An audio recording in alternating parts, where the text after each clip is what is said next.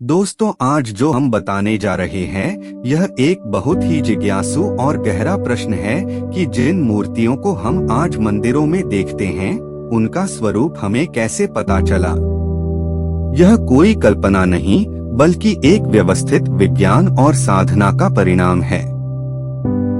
प्राचीन काल में ऋषिमुनि वर्षों तक एकाग्रचित्त होकर ध्यान करते थे। ध्यान की गहरी अवस्था में उन्हें भगवान के दिव्य स्वरूप के दर्शन होते थे। जैसे हम रेडियो की ट्यूनिंग सेट करते हैं, वैसे ही ऋषियों ने अपनी चेतना को भगवान की चेतना से जोड़ा।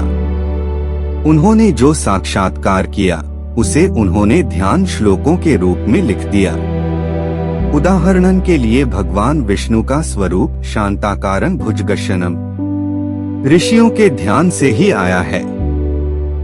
मूर्तियों को बनाने के लिए भारत में एक पूरा विज्ञान है जिसे शिल्प शास्त्र या मूर्ति विज्ञान कहा जाता है। शास्त्रों में हर देवता के अंग प्रत्यंग का सटीक नाप दिया गया है। जैसे माँ काली की कितनी भुजाएं होंगी, उनके हाथों में क्या शस्त्र होंगे, भगवान कृष्ण की त्रिभंग मुद्रा कैसी होगी। मूर्तिकार अपनी मनमर्जी से नहीं बल्कि इन शास्त्रों के नियमों के अनुसार ही रूप देते हैं। भगवान जब अवतार लेते हैं तब उनके समकालीन लोगों ने उन्हें साक्षात देखा था। महर्षि वाल्मीकि श्री राम के समकालीन थे। उन्होंने उनके शारीरिक लक्षणों का वर्णन रामायण में किया। महर्षि व्यास ने श्री कृष्ण को देखा था और महाभारत व भागवत में उनके सांवले रंग, मोर पंख और पीतांबर का विस्तार से वर्णन किया। इन्हीं वर्णनों को आधार बनाकर मूर्तियां गढ़ी गईं। मूर्तियों का स्वरूप केवल दिखने के लिए नहीं बल्कि एक संदेश देने के लिए है। जैसे माँ काली का काला रंग अनंत आकाश का प्रतीक है, मुंडमाला अहंकार के विनाश की और जीभ बाहर निकलना लज्जा और ऊर्जा के नियंत्रण का प्रतीक है। चतुर्भुज विष्णु के 4 हाथ जीवन के 4 लक्ष्यों धर्म, अर्थ, काम और मोक्ष के प्रतीक हैं। हम साधारण मनुष्यों के लिए निराकार ब्रह्मा जो हवा की तरह हर जगह है पर दिखता नहीं, पर ध्यान लगाना कठिन है।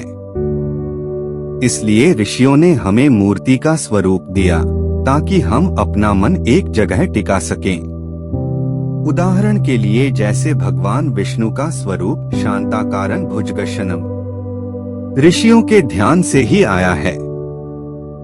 मूर्ति केवल एक जरिया है ताकि हम भगवान पर ध्यान केंद्रित कर भक्ति के पथ पर बढ़ सके।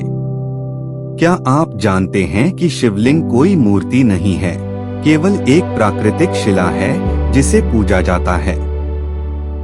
यह इस बात का प्रमाण है कि भगवान निराकार भी हैं और भक्त की इच्छा के अनुसार साकार भी बन जाते हैं, जैसे अन्य शिव स्वरूप मूर्ति जिनमें उन्हें जटाधारी दिखाया गया है। तो दोस्तों, मूर्ति को केवल पत्थर न समझें। यह सोचें कि यह वही स्वरूप है जो हजारों साल पहले किसी ऋषि ने अपने